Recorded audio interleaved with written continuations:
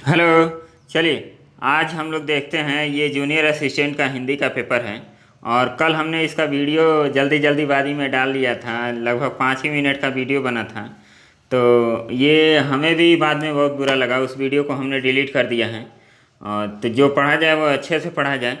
तो बीच में पता नहीं कैसे रुक गया था, तो ये टेक्निकल एरर हो जाता है कभी कभी। तो उसको हम लोग साइड में करते हैं, और आप लोगों को हम प्रॉमिस किए हैं कि 4 बजे एक हिंदी का प्रैक्टिस सेशन लाएंगे। तो ये 4 बजे आप लोगों को मिलेगा, और 6 बजे रीजनिंग का प्रैक्टिस सेशन मिलेगा, और 3 बजे पजल का एक प्रैक्टिस सेशन आप लोग देख ही रहे हैं। तो इसमें सारे स्टैंडर्ड क्वेश्चन आप लोगों के लिए ला रहे हैं। और 8 बजे हमने एक जीएस के लिए भी कहा था, तो उसको भी हम लोग कंटिन्यू रखेंगे। लेकिन उसकी टीचर की एक बात चल रही है, अभी टीचर तैयार हो जाएंगे तो उनके लिए भी हम लोग का प्रॉपर इसका वीडियो आने लगेगा। तो मेन हमारा टारगेट हिंदी और रीजनिंग है, और जीके जीएस, यही 3 सब्जेक्ट हमारे वीडियो में आएंगे। तो चलिए हम लोग पहले क्वेश्चन को देखते हैं कैसा लेवल है। ये सारे क्वेश्चन जो हम हिंदी और जीके जीएस का कराते हैं, ये यूपी ट्रिपल एससी के प्रीवियस ईयर के क्वेश्चन रहते हैं। और जो हमारा रीजनिंग का क्वेश्चन रहता है वो सब बैंकिंग का क्वेश्चन रहता है। क्योंकि रीजनिंग के क्वेश्चन जब तक हम बैंकिंग लेवल का सॉल्व नहीं करेंगे, तब तक हमारा जो टॉप लेवल का तैयारी होगा वो नहीं हो पाएगा। तो इसलिए हम रीजनिंग को बैंकिंग लेवल रखते हैं। हिंदी और जीके जीएस ये सब आप लोगों का यूपी ट्रिपल एससी का लेवल ही रहता है। और इसमें लेवल वेवल कुछ नहीं होता है, ये क्वेश्चन हमेशा रिपीट होते रहते हैं इस टाइप के। अब देखिए यहाँ पे क्वेश्चन दिया है, योगदान में कौन सा समास है। तो योगदान में कौन सा समास है, इसमें आप लोगों को ये हर एग्जाम में पूछेगा। तत्पुरुष समास क्या होता है, बहुब्रीहि समास क्या होता है, कर्मधारय समास क्या होता है, अव्ययी भाव समास क्या होता है। तो हम लोग इसको थोड़ा थोड़ा जान लेते हैं। तत्पुरुष समास उसे कहते हैं जिसमें विभक्ति चिन्ह का लोप होता है, जिसमें विभक्ति चिन्ह का यूज होता है, इस तरह का कोई हो। जैसे इसको हम लोग वर्ड को देखा जाए, योगदान, योग का दान, योग का दान, इसको हम लोग क्या बोलेंगे, तत्पुरुष समास ही है। राज दरबार, राज दरबार का मतलब क्या, राजा का दरबार, तो ये भी क्या है, तत्पुरुष समास है। तो जिसमें विभक्ति चिन्ह होता है, जैसे कारक होता है काकी के का, इस तरह, तो इस तरह के जितने भी वर्ड आते हैं वो तत्पुरुष समास आपके कहलाते हैं। कर्मधारय समास क्या होता है, कर्मधारय समास उपमा और उपमेय और विशेषण और विशेष, इस टाइप के जो वाक्य रहते हैं उसको हम लोग कर्मधारय समास कहते हैं। जैसे चंद्रमुख, चंद्रमुख मतलब चंद्रमुख जो बोला जा रहा है, ये मुख की तुलना किससे की जा रही है, चंद्रमा से की जा रही है। तो यहाँ पे चंद्रमुख बोला गया, तो चंद्रमुख क्या हो गया, चंद्र हो गया उपमान, और ये उपमान और उपमेय। तो इस तरह के जो भी वाक्य होते हैं उसको हम लोग कहते हैं कर्मधारय समास। अब बोल दिया जाए कि नीलकमल, तो नीलकमल क्या है, यहाँ पे एक वाक्य लिखे हम, नीलकमल, नील कमल, नीलकमल। अब देखिए ये विशेषण है और विशेष से ये है, तो ये भी क्या हो जाएगा, कर्मधारय समास हो जाएगा। तो इस टाइप के जितने भी वर्ड आते हैं वो कर्मधारय समास में आते हैं। अव्ययी भाव समास, ये काफ़ी आसान है। अव्ययी भाव समास ऐसे वर्ड जो होते हैं जिसमें लिंग, कारक और काल वाल का कोई परिवर्तन हो, उस पर कोई इफेक्ट ही ना पड़े, इस तरह के जितने भी वर्ड होते हैं उसको हम लोग अव्ययी भाव समास कहते हैं। और बहुब्रीहि समास ये काफ़ी महत्वपूर्ण है। इसमें ऐसा होता है कि कोई ऐसा वर्ड दिया रहेगा और उससे एक तीसरे वर्ड की उत्पत्ति होती है। जैसे दशानन कहा जाए, तो दशानन का मतलब होता है रावण, जो 10 सिरों वाला होता है, तो ये क्या होगा, बहुब्रीहि समास होगा। तो इस तरह हम लोगों को समास अच्छे से पढ़ लेना है। और आप लोग वीडियो देखेंगे यूट्यूब पे तो काफ़ी आप लोगों को वीडियो मिल जाएगा समास को, तो समास आप लोग क्लियर कर सकते हैं। समास 6 टाइप के होते हैं, तो इसमें आप लोगों को 4 टाइप दे दिया। एक द्विगु समास होता है, एक द्वंद्व समास होता है। तो द्विगु समास जो संख्यावाचक होता है, द्वंद्व समास में जिसमें विरोधाभास होता है, इक्वल टाइप के वर्ड को बोलते हैं, उसको द्विगु हम समास कहते हैं। तो काफ़ी आसान क्वेश्चन बनते हैं इससे, समास से। अब चलिए इसको हम लोग देखते हैं, संधि विच्छेद। संधि विच्छेद भी काफ़ी इंपॉर्टेंट है, इससे भी 2-3 क्वेश्चन आएंगे, 2-3 क्वेश्चन, लेखपाल हो गया या वीडियो हो गया या हिंदी के किसी भी एग्जाम में। तो उच्छ्वास, उच्छ्वास का यदि संधि विच्छेद करेंगे तो ये आपका थर्ड ऑप्शन बनेगा, उत्थ प्लस स्वाथ, ये आपका ऑप्शन हो जाएगा। फिर आपका यहाँ पे देखिए, इसको हम लोग करना चाहें, जो हर समय अपना मतलब सिद्ध साधता हो, तो ऐसे व्यक्ति को हम लोग क्या कहते हैं, स्वार्थी कहते हैं। परमार्थी जो दूसरे के बारे में सोचता है, और जो स्वयं रथ चलाता है उसको स्वार्थी बोलते हैं। इस स्वार्थी और इस स्वार्थी में अंतर है। इस स्वार्थी का मतलब होता है selfish, who think about them self himself, तो उसको हम लोग क्या बोलेंगे, वो स्वार्थी है, केवल अपना मतलब सिद्ध करता है, अपने बारे में सोचता रहता है, अपना फ़ायदा देखता रहता है। तो इसी का सिनोनिम्स आप लोग मतलबी भी कह सकते हैं, लेकिन यहाँ पे जो एग्जैक्ट वर्ड होगा वो क्या होगा, स्वार्थी होगा। बहिर्मुखी शब्द का उपसर्ग। अब उपसर्ग और प्रत्यय आप लोग समझ लीजिए। उपसर्ग और प्रत्यय में अंतर क्या होता है। उपसर्ग वाक्य के शुरू में लगता है और प्रत्यय जो होता है वाक्य के अंत में लगता है। तो इसको आप लोग अच्छे से देख लीजिएगा। यूट्यूब पे सर्च करेंगे कि उपसर्ग और प्रत्यय क्या होता है तो बहुत सारे वीडियो आ जाएंगे, और उसमें से किसी भी वीडियो को आप लोग देख लेंगे तो आप लोगों का ये तैयार हो जाएगा। तो बहिर्मुखी, इसमें कौन सा उपसर्ग लगा है, तो ये लगा है बहिर। र में हमेशा आपको हलंत रहेगा, इसको आप लोग टिक मत कर दीजिएगा, बहिर। चलिए नेक्स्ट क्वेश्चन देखते हैं। मिश्र वाक्य नहीं है, इनमें से कौन सा मिश्र वाक्य नहीं है। मिश्र वाक्य कौन सा नहीं है इसको हम लोग देखना है।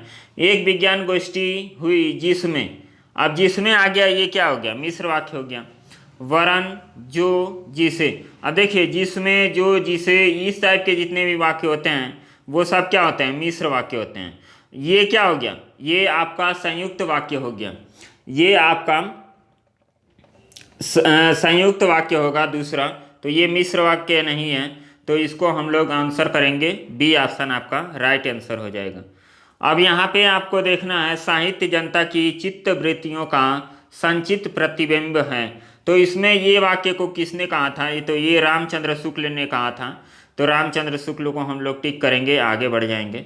बाकी आगे आप देखिए कि आगे क्या दिया है। मर्यादा किस युग की प्रसिद्ध पत्रिका है, तो ये द्विवेदी युग की प्रसिद्ध पत्रिका है मर्यादा।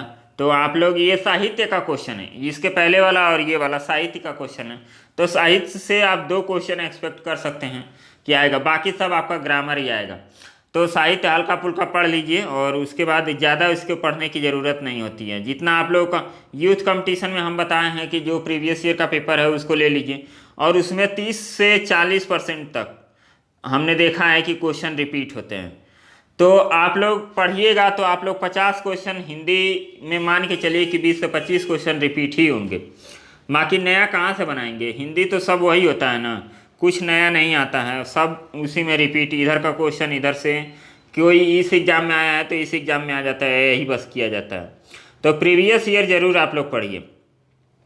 अब यहाँ पे दिया है काव्य पंक्ति में को उनके रचनाकारों के साथ सुमेलित कीजिए। भक्ति ही ज्ञान ही नहीं कछु भेदा, तो ये कौन लिखे हैं, ये तुलसीदास लिखे हैं। हम राज्य के लिए मरते हैं, ये है मैथिली शरण गुप्त। मतलब ए के लिए 4 और ये 3, तो ए के लिए 4 और 3, ये सी ऑप्शन आपका राइट हो जाएगा। और ये उपमान मैले हो गए हैं, तो ये क्या हो जाएगा, पहला हो जाएगा अज्ञेय, और बतरस लालच लाल की, ये हो जाएगा बिहारी। चलिए नेक्स्ट क्वेश्चन। यहाँ पे आप लोगों को क्या चुनना है, विलोम शब्द का चुनाव करना है। कृतज्ञ का हो जाता है कृतज्ञ, ये काफ़ी इंपॉर्टेंट होता है, और इसको हम लोग उसमें भी देखते हैं, वर्तनी शुद्धि में भी कभी कभी आ जाता है कृतज्ञ। ये क्या होता है, इस तरह लिखा जाता है इसको, तो ये शुद्धि में भी आ जाता है, तो इसको कृतज्ञ का होता है कृतज्ञ। फिर संकीर्ण के क्या होता है, विकीर्ण होता है, काफ़ी आसान क्वेश्चन है। और मृगधर, मृगधर का क्या होता है, मृगधर का जो पर्यायवाची, इसमें देखिए पर्यायवाची आपको देखना था, पर्यायवाची शब्द का चुनाव करना था, तो मृगधर का हो जाता है पर्यायवाची शिव हो जाता है। अब देखिए मृगधर का पर्यायवाची शिव होता है। शिव को और क्या क्या कहते हैं, शंकर कहते हैं, महादेव कहते हैं, चंद्रशेखर भी कहते हैं, तो ये हम लोगों का शिव का पर्यायवाची हो गया। चंद्रमा का पर्यायवाची आप लोग देखेंगे तो आपका क्या क्या मिलेगा, शशि हो गया, राकेश हो गया, तो इस ये चंद्रमा का पर्यायवाची हो गया। सिंह, सिंह जो शेर को हम लोग बोलते हैं, तो ये क्या इसका पर्यायवाची होगा, मृगराज होता है। शार्दुल भी इसको कहते हैं शेर को। तो इस तरह पर्यायवाची आप लोग रटते रहिए और आगे बढ़ते रहिए। चलिए पराग, पराग ये काफ़ी आसान क्वेश्चन है, इसका सुगंध होता है पर्यायवाची। तो पराग खुशबू हो गया, सुगंध हो गया, महक हो गया, ये सब पराग का पर्यायवाची है। फूल का पर्यायवाची आप लोग देखेंगे तो फूल का क्या होता है, कुसुम, सुमन, प्रसून हो गया, मंजरी हो गया, ये सब फूल होता है। और फिर सुकुमार और भारती, ये सब आप लोग देख लीजिएगा। फिर आगे हम लोग चलते हैं गयंद। इसमें क्या करना क्या है कि नीचे दिए गए शब्द के लिए अर्थ व्यंजक चार चार विकल्प दिए गए हैं, सर्वाधिक उपयुक्त अर्थ व्यंजन विकल्प चुनकर लिखें। मतलब इसका अर्थ लिखना है। गयंद का क्या होता है, बड़ा हाथी होता है। मूढ़ चेता का क्या होता है, मूर्ख होता है। मूढ़ चेता का आपका मूर्ख होता है, तो इसमें मूर्ख ऑप्शन हो जाएगा, ऑप्शन नंबर 3। और प्रायोगिक का मतलब होता है जिसका पहले प्रयोग किया जा चुका है, ऑप्शन नंबर बी आपका राइट आंसर हो जाएगा। यहाँ पे देखिए, खिली हुई हवा आई, फिरकी सी आई और चली गई। खिली हुई हवा आई, फिरकी सी आई और चली गई। इसमें कौन सा अलंकार है, तो इसमें उपमा अलंकार होता है। उपमा अलंकार आपको पहचानने का सबसे आसान तरीका यही होता है। उपमा अलंकार जो होता है, इसमें दो चीज़ों को लेके एक समानता सा दर्शाया जाता है, उसमें इक्वलिटी को कंपेरिजन किया जाता है। उस तरह का जो शब्द होता है, वाक्य होता है, उसको हम लोग उपमा अलंकार बोलते हैं। इसमें सासी से, समान, ये सब वर्ड कीवर्ड आते हैं। तो यहाँ पे देखिए सी आया है, तो ये क्या हो जाएगा, उपमा अलंकार हो जाएगा। और अनुप्रास अलंकार ये होता है जहाँ वर्णों की आवृत्ति बार बार होती है, उसको हम लोग क्या बोलते हैं, अनुप्रास अलंकार बोलते हैं। जैसे चारुचंद की चंचल किरणें, तो इसमें क्या हो गया, च वर्ण की आवृत्ति बार बार हो रही है, तो इसको अनुप्रास अलंकार कहेंगे। उत्प्रेक्षा अलंकार क्या होता है, उत्प्रेक्षा अलंकार जहाँ उपमेय में उपमान की संभावना की जाए उसे हम लोग उत्प्रेक्षा अलंकार कहते हैं। और इसके जो की पॉइंट होते हैं, उत्प्रेक्षा अलंकार को पहचानने का सबसे आसान तरीका क्या होता है, जनु, जनु होता है, जानो होता है, मनु होता है, मानो होता है, फिर जनहु, मनहु, ये शब्द जो आते हैं ये किस में आते हैं, उत्प्रेक्षा अलंकार में होते हैं। तो इसका राइट आंसर क्या हो जाएगा, उपमान हो जाएगा। चलिए नेक्स्ट क्वेश्चन हम लोग पढ़ेंगे। पापी मनुज भी आज मुख से राम नाम निकालते हैं। अब देखिए यहाँ पे क्या, एक तो पापी है और दूसरे में राम नाम का जप रहा है। इसका मतलब दो विरोधाभास चीज़ों को यहाँ पे देखा जा रहा है। तो यहाँ पे कौन सा अलंकार हो जाएगा, विरोधाभास अलंकार होगा। तो ये यदि पुजारी राम नाम का जप करता है तो वो क्या होगा, विरोधाभास अलंकार नहीं होगा। लेकिन कोई पापी है, गलत काम किया जा रहा है और राम नाम का जप रहा है, तो वो क्या हो जाएगा, वो विरोधाभास अलंकार होता है। जैसे राम नाम जपना पराया माल अपना, इस टाइप का आप लोगों ने सुना होगा, तो ये क्या हो गया, विरोधाभास। शांत रस का स्थायी भाव क्या होता है, निर्वेद होता है। काफ़ी इंपॉर्टेंट होता है शांत रस का स्थायी भाव। और श्रृंगार रस का स्थायी भाव होता है, रति होता है। तो ये सबका रस का स्थायी भाव आप लोग याद रखिएगा। उसके बाद आपका क्वेश्चन क्या है, यर लव टाइप का, ये PQRS टाइप का क्वेश्चन आपका दिया गया है। तो इसको हम लोग सेट करते हैं। आप देखिए इसमें कई लोग ऐसे होते हैं जो कहते हैं कि सर ये PQRS तो बड़ा आसान होता है। तो आसान नहीं होता है, इसको आसान बनाया जाता है। इसको क्या करना होता है, आपको बार बार प्रैक्टिस करना पड़ेगा इस टाइप के क्वेश्चन को, तब आपका आसान होगा। और इसके लिए आप लोग न्यूज़पेपर पढ़ते ही होंगे। न्यूज़पेपर का जो संपादकीय पेपर होता है उसको आप लोग पढ़ना स्टार्ट कर दीजिए, उससे काफ़ी वर्ड आपके क्लियर होंगे। उससे देखिए आपको क्या क्या फ़ायदा होगा। एक तो शुद्ध वर्तनी आप लोगों को आ जाएगा, वाक्य शुद्धिकरण आ जाएगा। तो इस न्यूज़पेपर पढ़ना काफ़ी ज़्यादा फायदेमंद है। और आपको ये नहीं, लोकल न्यूज़ नहीं पढ़ना है, आप संपादकीय पेज पढ़िएगा। दैनिक जागरण या उजाला जो भी पढ़ते हैं तो उसका संपादकीय पेज पढ़िएगा, उसमें अच्छा हिंदी लिखा जाता है। तो आप चलिए इस क्वेश्चन को हम लोग करते हैं। कुल मिलाकर आत्मरक्षा की रपट पुलिस अधिकारी। अब देखिए पहला वाक्य और छठा वाक्य इसमें फिक्स कर दिया गया और चार को फ्लैक्चुएट कर दिया गया है, ऊपर नीचे इधर उधर कर दिया गया है। अब हमें क्या करना है, इसको सेट करना है। और इसी को इंग्लिश में आप लोग पढ़ेंगे तो उसमें होता है PQRS करके। तो इंग्लिश जो SSC एग्जाम देते होंगे वो जानते होंगे PQRS क्या होता है। अब देखिए कुल मिलाकर आत्मरक्षा निपुण किया जाता है। कहाँ से निपुण किया जाता है अब हम लोग पढ़ेंगे।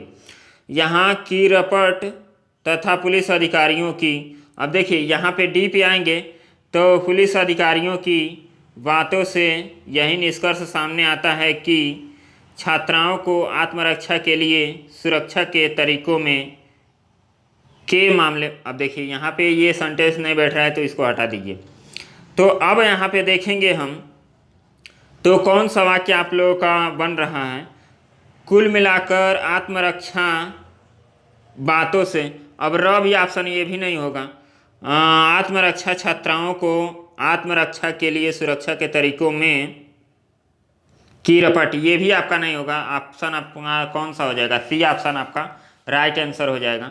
आप इसको चेक भी कर सकते हैं कि कुल मिलाकर आत्मरक्षा के मामलों में महिला आयोग, फिर की रपट, पुलिस रपट तथा पुलिस अधिकारियों की फिर बातों से यही निष्कर्ष निकलता है कि ये क्या है, सी ऑप्शन आपका बैठ रहा है, तो सी ऑप्शन आपका राइट आंसर हो जाएगा। तो इसको आप लोग अच्छे से इत्मीनान से कीजिएगा, जल्दीबाजी में करेंगे तो ये क्वेश्चन भी गलत हो जाते हैं और ये काफ़ी आसान क्वेश्चन होते हैं। तब चेचक के समानांतर हम लोगों को देखना है कि इसमें कौन सा राइट वर्ड होगा।